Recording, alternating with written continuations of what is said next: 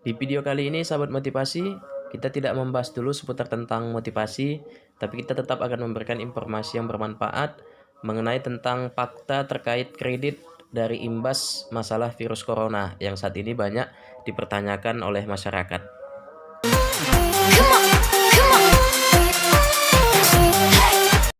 Sekitar 1 minggu yang lalu, Presiden Joko Widodo menyampaikan instruksi mengenai tentang masalah cicilan kredit pasca virus corona.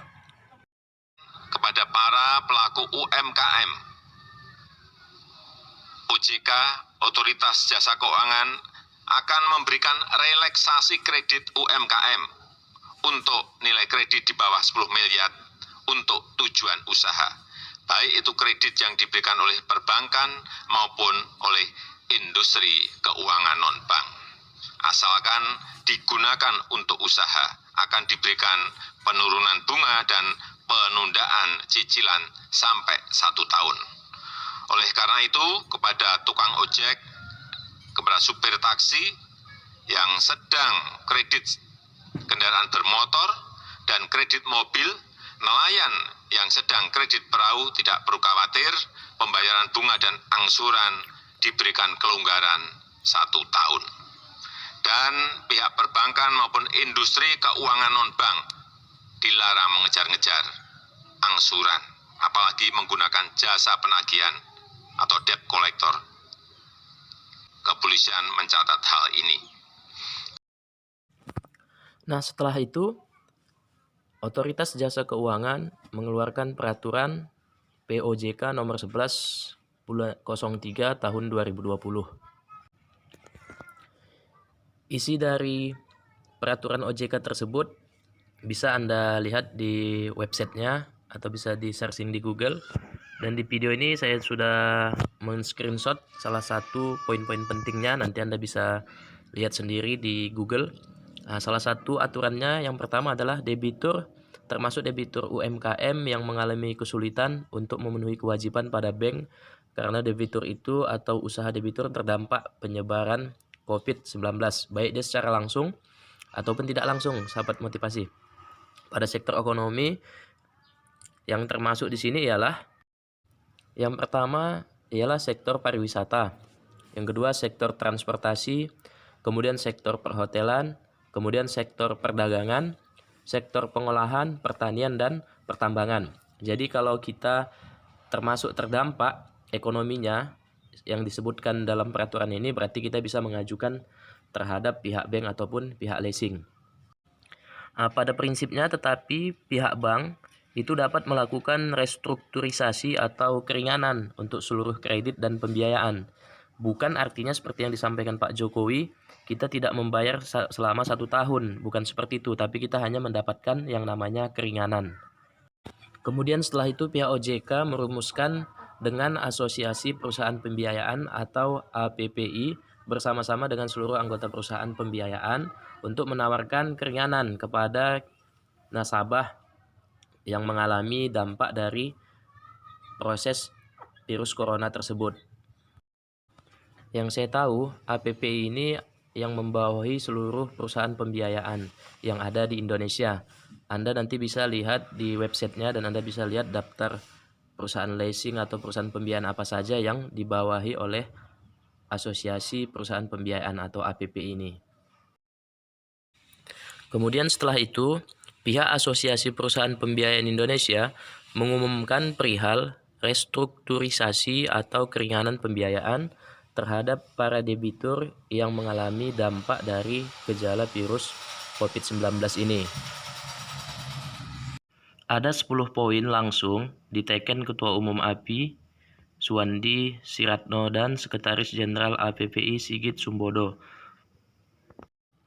Nah, dari 10 poin yang sudah dirumuskan oleh APPI ini, kita bisa langsung mendapatkan titik terang seperti apa sebenarnya perihal tentang masalah cicilan kredit di saat wabah virus corona ini terjadi. Dari 10 poin penting ini, yang kita bahas ialah masalah yang penting-penting atau masalah yang pokok-pokoknya saja.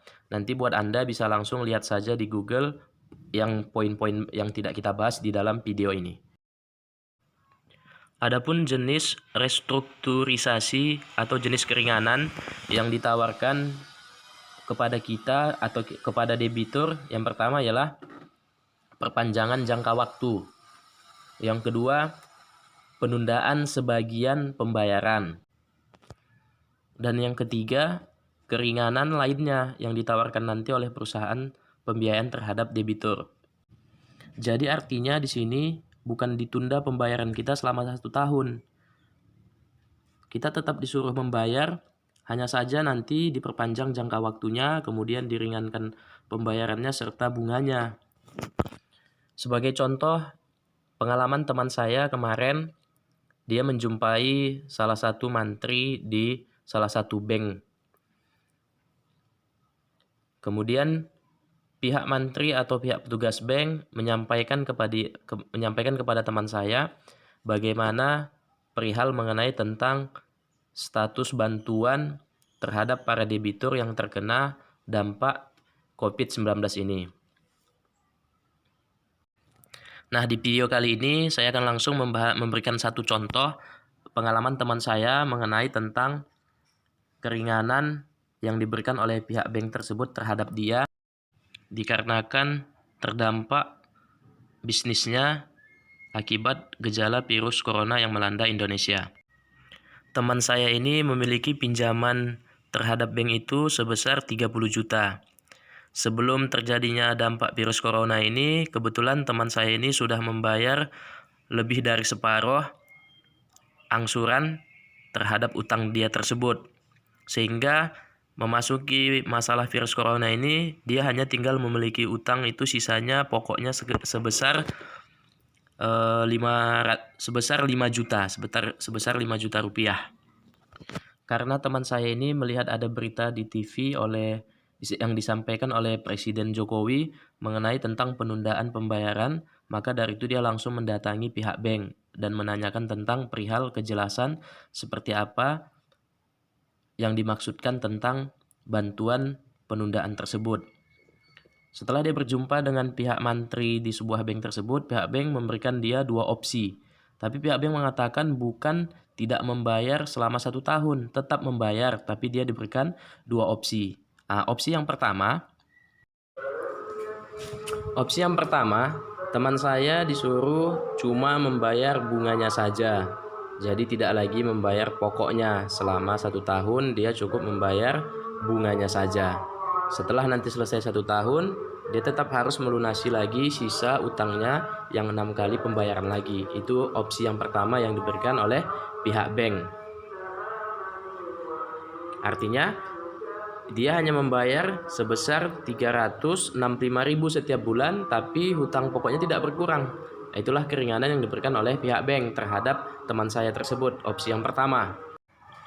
Opsi yang kedua, sisa utang teman saya yang 5 juta tadi harusnya lunas sekitar 6 bulan ke depan.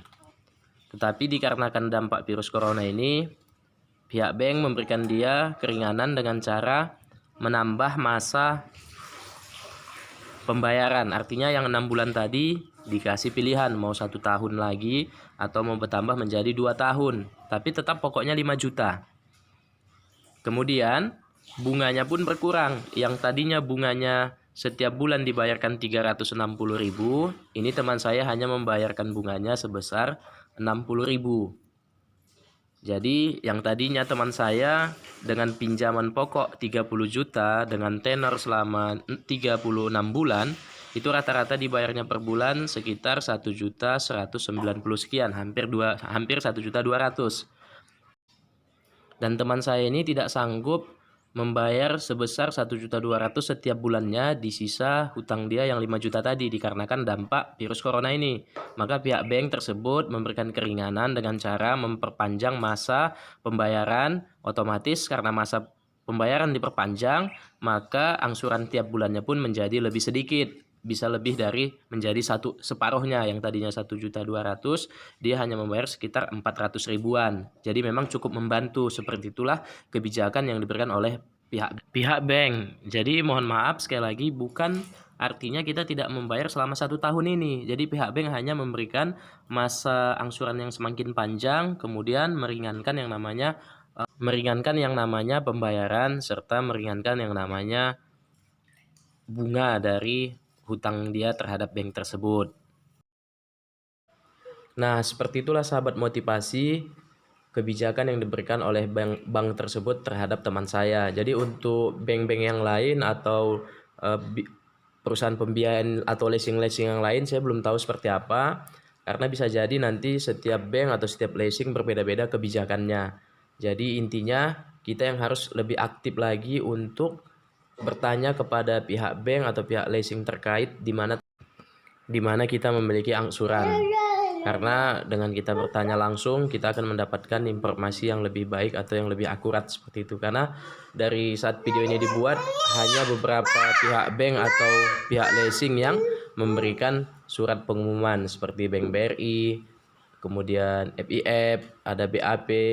Untuk informasi lebih lengkapnya, kita bisa lihat di website ojk.go.id. Di situ ada diinformasikan beberapa perusahaan yang sudah memberikan kebijakannya terkait masalah tentang keringanan cicilan tersebut.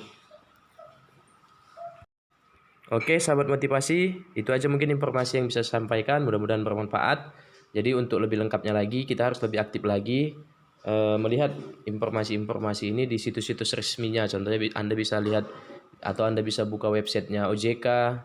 Kemudian Anda bisa juga lihat ya websitenya APVI, kemudian Anda bisa juga lihat website bank atau tempat leasing Anda memiliki cicilan pembayaran. Intinya kita harus lebih aktif, lebih proaktif lagi, bisa melalui kita bertanya, kita telepon, atau mungkin di tempat daerah-daerah yang tidak terlalu terkena dampak COVID-19 ini bisa langsung mungkin mendatangi instansi tersebut untuk menanyakan kejelasan lebih lengkap mengenai tentang seputar masalah keringanan cicilan di masa-masa sulit seperti ini. Jadi itu aja sahabat motivasi, mudah-mudahan bermanfaat. Assalamualaikum warahmatullahi wabarakatuh.